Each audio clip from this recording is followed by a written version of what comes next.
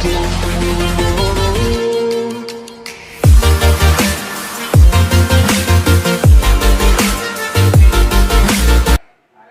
Friends, welcome to NK study. My name is Neetu Kumari. तो इस video में मैं अर्थालंकार का ये पार्ट 3 है जिसको बना रही हूँ, क्योंकि पहला और जो दूसरा पार्ट था उसमें मैंने जो शब्दालंकार के 4 भेद थे, अर्थालंकार के हमारे 6 भेद होते हैं, उसमें मैंने जो सेकंड पार्ट 2 है अर्थालंकार के भेद में मैंने जो 6 भेद होते हैं उसमें से मैंने आपको जो 3 भेद हैं वो बता दिए हैं। इस वीडियो में जो बचे हैं हमारे 3 भेद, ठीक है, हमारे उत्प्रेक्षा अलंकार, प्रतीप अलंकार और विरोधाभास, ठीक है। इन 3 अलंकारों को मैं इस वीडियो में एक्सप्लेन करने वाली हूँ। एग्जाम्पल, आपको पहचान चिन्ह जो भी होते हैं वो सारे वीडियो में बताने वाली हूँ, ठीक है। तो हम लोग इसमें शुरू करते हैं।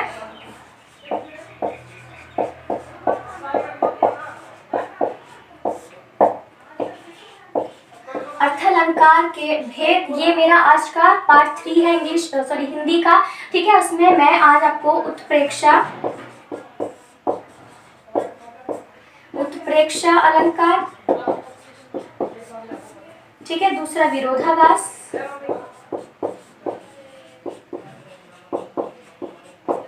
ठीक है, विरोधाभास, और तीसरा जो हमारा आएगा वो है प्रतीप अलंकार, ठीक है। ये 3 अलंकार हैं जिसके बारे में आपको मैं यहाँ पे एक्सप्लेन करने वाली हूँ। इसके मतलब अर्थालंकार के हमारे इसके पूरे हमारे 6 भेद होते हैं, जिसमें से 3 मैं अब इसमें आपको समझाने वाली हूँ। तो पहले हम स्टार्ट करते हैं उत्प्रेक्षा अलंकार से कि उत्प्रेक्षा अलंकार का मीनिंग क्या होता है, डेफिनेशन क्या है, और इसके योजक चिन्ह भी होते हैं। वैसे हमारे अर्थालंकार में, या वैसे ही हम टोटली अलंकार की बात करें तो उसमें हमारा जो उपमेय अलंकार है उसके ही हमारे कुछ भेद, उपलंकार के एक तो भेद भी हैं जिसको मैं हमारे बोलते हैं उपमेय, उपमान, वाचक और साधारण धर्म। ये मैंने बता दिए थे पिछली वीडियो में। और उसके हमारे कुछ योजक चिन्ह भी होते हैं। योजक बोलते हैं, वाचक बोल सकते हैं, वाचक या फिर पहचान चिन्ह बोल सकते हैं, जिससे आप सेंटेंस में उन चिन्हों को देखकर आप आराम से पहचान सकते हैं। तो पहले हम स्टार्ट करते हैं उत्प्रेक्षा अलंकार से।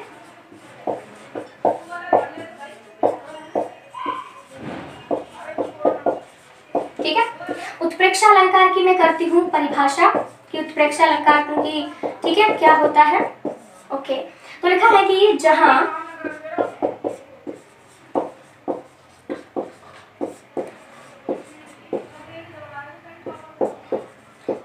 उपमान के ना होने पर, ठीक है, जहां उपमान के ना होने पर उपमेय को ही,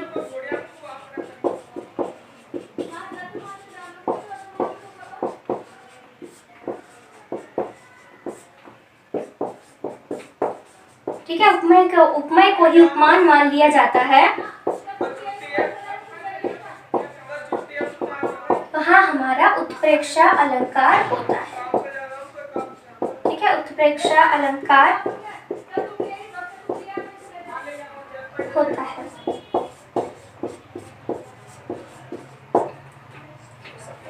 ठीक है, तो ये है हमारा उत्प्रेक्षा अलंकार की परिभाषा है। जहां उपमान के ना होने पर उपमेय को ही उपमान मान लिया जाता है, वहां हमारा उत्प्रेक्षा अलंकार होता है, ठीक है। और यहाँ पे आप देख सकते हो कि ये जो उपमान है, जो हमारा उपमान है और जो उपमेय है, ये जो उपमान क्या होता है, उपमेय क्या होता है, ये मैं जो हिंदी का पार्ट 2 है मैं उसमें समझा चुकी हूँ। क्योंकि जो उपमेय है, उपमान है, ये हमारे उपमा अलंकार के 4 भेदों में से 2 भेद हैं, और ये क्या होते हैं मैं उसमें समझा चुकी हूँ। अभी कुछ ने नहीं देखी होगी वीडियो तो वही सोच रहे होंगे उपमेय क्या होता है, उपमान क्या होता है। आप वहाँ पे इसको देखो, मैंने अच्छे समझाया हुआ है कि क्या चीज उपमान होती है और क्या चीज हमारे उपमेय होती है, ठीक है। तो ये हमारी उत्प्रेक्षा अलंकार की परिभाषा है कि जहां उपमान यानी कि उपमान नहीं होता है, इसलिए हम क्या करते हैं कि जो उपमेय होता है उसी को ही उपमान मान लेते हैं। यही कह सकते हैं कि अप्रस्तुत वस्तु को प्रस्तुत मान लेते हैं, यानी कि कोई चीज नहीं है लेकिन फिर हम उसको कह सकते हैं कि हाँ, उसको मान लेते हैं कि हाँ वो है, ठीक है। तो ये है हमारा उत्प्रेक्षा अलंकार की डेफिनेशन। उत्प्रेक्षा अलंकार हो गया, और हमारा हो गया रूपक अलंकार। ये हमारे ठीक है, ये है, ठीक है, जिसमें हमारे वो पहचान चिन्ह भी होते हैं, ठीक है, जिनसे आप सेंटेंस में, आप जब भी कोई सेंटेंस आपको मिलेगा तो आप देख के आराम से पहचान सकते हो कि ये हमारे उत्प्रेक्षा अलंकार का है, उपमा का है, या और किसी हमारे अलंकार में पहचान चिन्ह आते हैं। तो वो ये जिसमें भी जिस भी अलंकार में पहचान चिन्ह आता है ना, बहुत ईजी पड़ जाता है, क्योंकि आपको बस पहचान चिन्ह याद रखने होते हैं। सेंटेंस में आप देखकर पहचान सकते हो कि वो उपमा है या उत्प्रेक्षा अलंकार है या कोई और अलंकार है, ठीक है। तो इसके पहचान चिन्ह हमारे आते हैं मनु, मानो, जनु, जानु, ठीक है, मनहूं, ज्यों, ईव और निश्चय। ये नहीं कह सकते कि हमारे और भी हो सकते हैं, पर ज्यादातर तो ये है कि मनु, मानु, जनु, जानु, मनहु, ज्यों, ईव और निश्चय, ये हमारे उत्प्रेक्षा अलंकार के पहचान चिन्ह होते हैं जिन्हें वाचक भी कहा जाता है। ठीक है, तो ये पहचान चिन्ह है। जब भी आप अगर आप एमसीक्यू क्वेश्चन वाला कोई टेस्ट दे रहे हो तो आपको सिर्फ ये याद करके जाना है, और जहां भी सेंटेंस में आपको ये चीज दिख जाती है तो आप पहचान सकते हो कि हाँ ये हमारा उत्प्रेक्षा अलंकार है। आप सीधा टिक लगा के आओगे और वो हमारा प्रश्न ठीक हो जाएगा। ठीक है, तो ये है। और अगर वैसे भी आपको सिलेबस में ही अलंकार दे रखा है तो फिर आपको याद करने में, क्योंकि मनु, मानु, सर, मोह से तो याद रखने में ज्यादा परेशानी नहीं होगी। ठीक है, अब हम लोग करते हैं उत्प्रेक्षा अलंकार की परिभाषा हो चुकी है, हमारे पहचान चिन्ह हो चुके हैं। अब हम लोग करते हैं उत्प्रेक्षा अलंकार के हमारे एग्जाम्पल कौन कौन से हैं।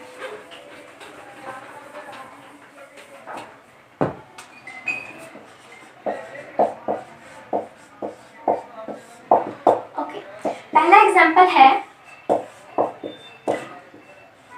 नेत्र मानो,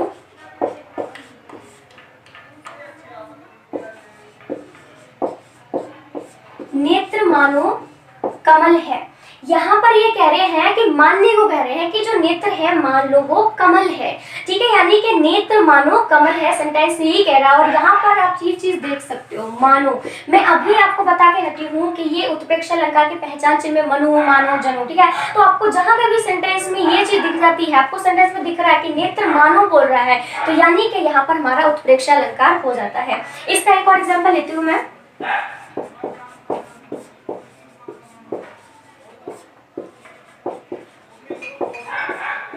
हरिमुख मानो, हरिमुख मानो मधुर मयंक। यहाँ पर भी यही चीज हो रही है, सेम हो रही है कि हरि का जो मुख है वो मधुर मयंक। ठीक है, मानने को कह रहे हैं कि हरि का जो मुख है मानो वो, ठीक है, जो है वो मधुर मयंक है। ठीक है, तो यहाँ पर आप चीज देख सकते हो, यहाँ पर भी हमारा योजक चिन्ह में मानो का प्रयोग हुआ है। और यहाँ पर भी आप सेंटेंस को देख के पता लगा सकते हो कि ये हमारा उत्प्रेक्षा अलंकार का एग्जाम्पल है। ठीक है, कहीं भी आपको पहचानने के लिए क्वेश्चन कैसे भी आ सकता है घुमा फिरा के, आपको बस योजक चिन्ह पता है तो आपको उत्प्रेक्षा अलंकार काफी ज्यादा याद करने में, समझने में हेल्प आपको मिल जाएगी। ठीक है, तो ये हमारा अर्थ अलंकार का एक और टाइप था और हमारा उत्प्रेक्षा अलंकार। इसके बाद मैं एक और शुरू करती हूँ, वो है विरोधाभास अलंकार। ठीक है,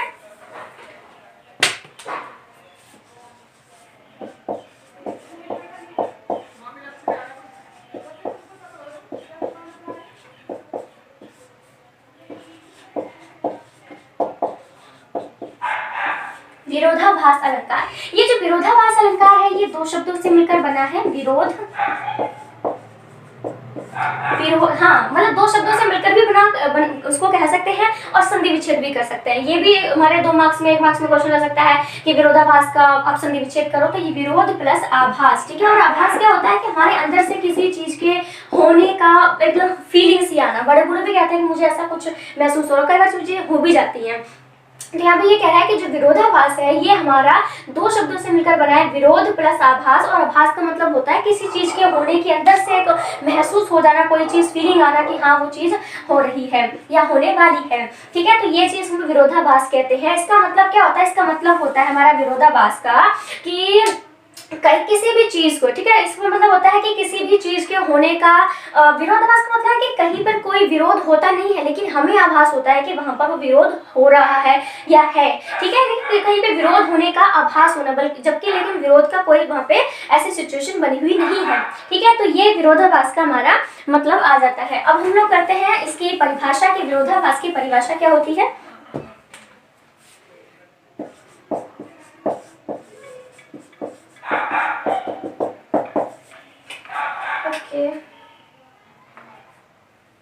ठीक है, परिभाषा में कर सकते हैं, जब किसी, ठीक है, इसकी डेफिनेशन हो रही है विरोधाभास की कि जब किसी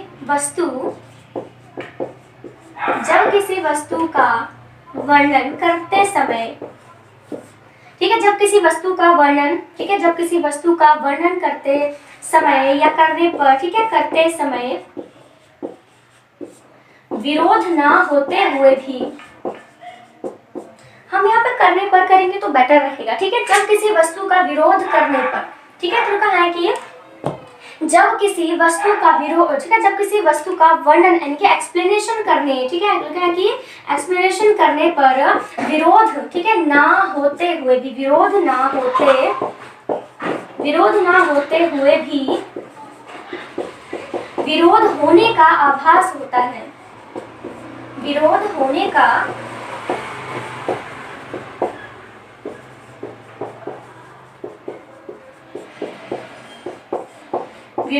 का आभास होता है, ठीक है, वहां हमारा विरोधाभास अलंकार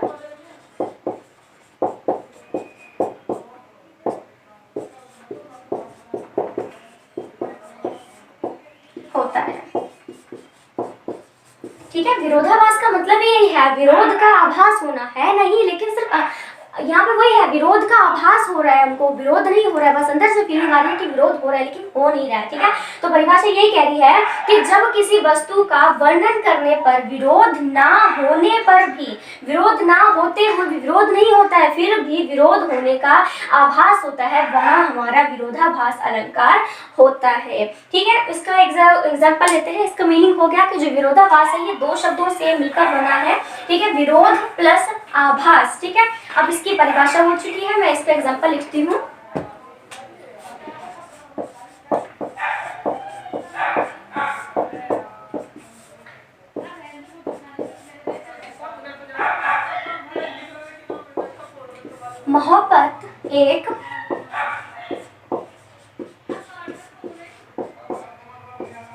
मोहब्बत एक मीठा जहर है, ठीक है। विरोधाभास का ये एग्जांपल है, मोहब्बत एक मीठा जहर है। यहाँ पर जो कवि ने जब ये वाक्य लिखा है तो ये कह रहा है कि यहाँ पर कवि ने जो मोहब्बत है, प्यार है, उसको उसने मीठा भी कहा है और जहर भी कहा है, ठीक है। लेकिन जो मोहब्बत है या तो मीठी हो सकती है या फिर वो जहरीली हो सकती है। लेकिन यहाँ पर जो कवि है जिसने भी ये इस लाइन को लिखा है, बनाया है, उन्होंने कहा है कि मोहब्बत एक मीठा जहर है, यानी कि मोहब्बत मतलब यहाँ पर कोई विरोध नहीं होना चाहिए, विरोध हो भी नहीं रहा है, लेकिन हमको जब सेंटेंस पढ़ के ऐसा लग रहा है कि वो एक विरोध सा लग रहा है कि मोहब्बत एक मीठा जहर टाइप का है। सेंटेंस इस तरह से बनाया है कि इसमें, ठीक है, तो यानी कि ये कहना चाहा है कि मोहब्बत एक मीठा जहर है, यानी कि यहाँ पर विरोध नहीं है, लेकिन हमको सेंटेंस पढ़ने से अंदर से महसूस हो रहा है कि हाँ यहाँ पर विरोध है, ठीक है। और यही हमारा विरोधाभास का जो है वो मतलब आ जाता है, ठीक है, हमारा मीनिंग यही होता है। तो ये हमारा आ जाता है विरोधाभास, ठीक है। अब इसका तीसरा हम लोग करते हैं जो हमारा अर्थालंकार है, ठीक है। तीसरा अलंकार है प्रतीप अलंकार।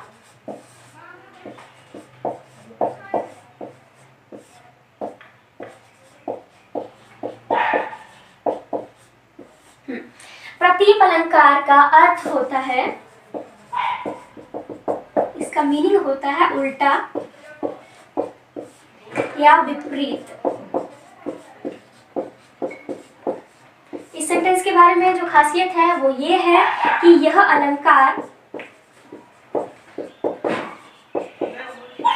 उपमा अलंकार का,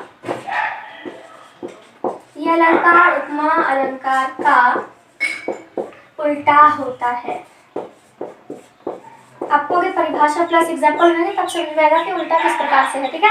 तो ये खासियत है कि हमारा ये उल्टा होता है, ठीक है। तो हमारा जो ये प्रतीप अलंकार है इसका मतलब होता है उल्टा, क्योंकि सिंपल सी बात है कि ये जो अलंकार है ये उपमा अलंकार का पूरी तरह से उल्टा होता है। मैं इसकी परिभाषा लिखती हूँ, ठीक है, उपमा अलंकार की, सॉरी उसकी प्रतीप अलंकार की परिभाषा।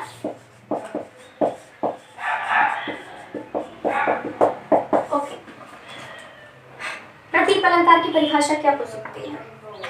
प्रतीप अलंकार की परिभाषा है कि यहाँ, ठीक है, जहाँ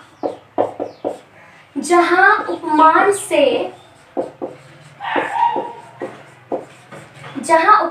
से उपमेय का निरादर कराया जाता है, ठीक है, निरादर कराया जाए भी बोल सकते हैं आप, कराया जाए, ठीक है, वहां हमारा प्रतीप अलंकार, वहां प्रतीप अलंकार होता है। ओके, ठीक है, मतलब यह है कि जहां उपमान से उपमेय का निरादर कराया जाता है। उपमेय क्या होता है थोड़ा सा बता देती हूँ, ठीक है। उपमेय कौन कौन सी चीजें होती है और क्या। उपमेय का मतलब क्या होता है, उपमेय होता है उपमा देने योग्य, यानी कि हमारा यहाँ पर एक चंद्र है, यानी कि चांद है, कमल है हमारा, और हमारा फूल है, ठीक है। ये एक ऐसी चीजें होती है, ये हमारे कुछ ऐसे उपमेय हैं जिनसे हम, ठीक है, ठीक है, जिनसे हम किसी की तुलना कर सकते हैं। हम चांद को, ठीक है, हम, ठीक है, मुख को हम चंद्र के, ठीक है, जो हमारा मुंह है उसको चंद्र, चांद से हम लोग जो तुलना कर सकते हैं। हम कमल से तुलना कर सकते हैं, फूल से, जैसे हाय फूल सी कोमल बच्ची, यानी कि जो फूल है, कमल है, चंद्रमा है, ये हमारे उपमेय है और एक ऐसी चीज होती है जिससे हम किसी भी चीज को कंपेयर कर सकते हैं। और उपमान क्या होता है, उपमान हमारा वो होता है, ठीक है, उपमान वही चीज होती है जो मैंने अभी बोला। जैसे उपमान जो होता है हमारा मुख होता है, जैसे मैंने एग्जांपल लिया है कि जो हमारा उपमान है, जो मुख है वो हमारा उपमान है। क्योंकि अगर मैं सेंटेंस को बोल रही हूँ कि मुख सा चांद है, मैंने एग्जांपल भी यही लिया है कि मुख सा चांद है, यानी कि जो है ये हमारा उपमान है, ठीक है। और मैं इसको जो है चांद से कह रही हूँ कि मुख सा चांद है, यानी कि मैं उपमान से उपमेय का निरादर, ठीक है, उपमान से उपमेय का निरादर हो रहा है, ठीक है। ये चीज इन्होंने जो है वो कही है कि हमारे मुख से चंद्र का जो है वो ठीक है निरादर किया जा रहा है, यानी कि उपमान से उपमेय का निरादर यहाँ पे हमारा कराया जा रहा है, ठीक है। ये परिभाषा होगी, मैं इसका एग्जांपल लेती हूँ भी।